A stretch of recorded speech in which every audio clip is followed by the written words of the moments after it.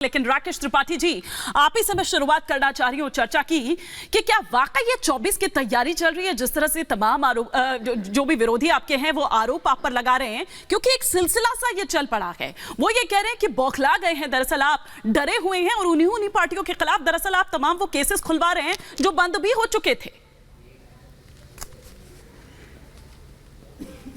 हिमानी जी, एक पुरानी फिल्म का गाना है कि चोट तुम्हें आए तो दर्द मुझे होता है, भ्रष्टाचारियों के बीच में अक्सर ये होता है।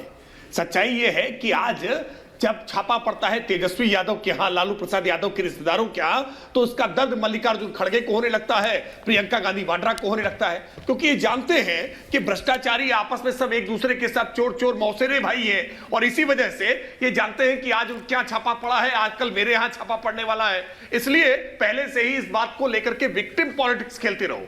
मैं एक बात स्पष्टता से पूछना चाहूंगा, क्या आप राजनीतिक कार्यकर्ता हैं? क्या आप प्रतिपक्ष में काम कर रहे हैं? क्या आप केंद्र की सरकार में नहीं है तो आपको भ्रष्टाचार करने की छूट होनी चाहिए? क्या आपसे किसी प्रकार की कोई पूछताछ नहीं होनी चाहिए? और सांच को तो कोई आंच नहीं होना चाहिए? क्या आपका देश के संविधान पर भरोसा नहीं है? क्या आपका देश के संविधान के तहत बनी हुई न्यायपालिकाओं पर भरोसा नहीं है? आप देश की सारी संवैधानिक एजेंसियों को आप बता देंगे कि ये केंद्र सरकार के इशारे पर काम कर रही है, तो क्या देश की न्यायपालिकाएं भी देश की केंद्र सरकार के इशारे पर काम कर रही है? अगर मनीष सिसोदिया को बेल नहीं मिलती है तो इसका मतलब यह होता है ना कि कोई क्रेडिबल एविडेंस है, कुछ साक्ष्य ऐसे हैं जिन साक्ष्यों के कारण ही बेल नहीं मिल पा रही है। लालू प्रसाद यादव चारा मामले में सजायाफ्ता होते हैं, उसके बावजूद आप उनको अपराधी मानने को तैयार नहीं होते। यानी कोर्ट के द्वारा दोष सिद्ध अपराधी को भी आप अपराधी मानने को तैयार नहीं है। ये कौन सी राजनीति है? और सवाल तो आज उनसे भी पूछे जाने चाहिए जो देश में नए तरह की राजनीति की बात कर रहे थे, जो कहते थे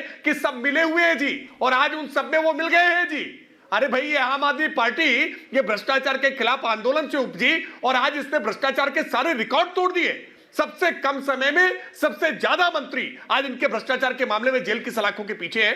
आप शराब के मामले में खेल करेंगे और खेल करने के बाद कहेंगे कि नहीं नहीं हमें जेल नहीं जाने चाहिए। भाई, आप खेल करोगे तो जेल जाओगे। अगर आपने कोई अपराध किया है तो उसकी सजा आपको भोगनी पड़ेगी। और आप केवल राजनीतिक कार्यकर्ता हैं, आपकी केंद्र में सरकार नहीं है, लेकिन वो जो पुराने केसेस भी खुलवा लिए गए और जिस तरह से लालू प्रसाद यादव हो वो ट्वीट करके कहते हैं कि किस तरह से ना केवल उनको, मतलब वो ये कह रहे हैं कि इमरजेंसी का दौर भी देखा हमने, तब भी लड़ाई लड़ी, लेकिन ये बहुत निम्न स्तर पर राजनीति पहुंच गई है। जिस तरह से टारगेट किया जा रहा है, उनकी गर्भवती बहू को परेशान किया जा रहा है, उनके नाती पोतों को परेशान किया जा रहा है, बेटियों को परेशान किया जा रहा है, बहुओं को परेशान कर रहे हैं आप लोग।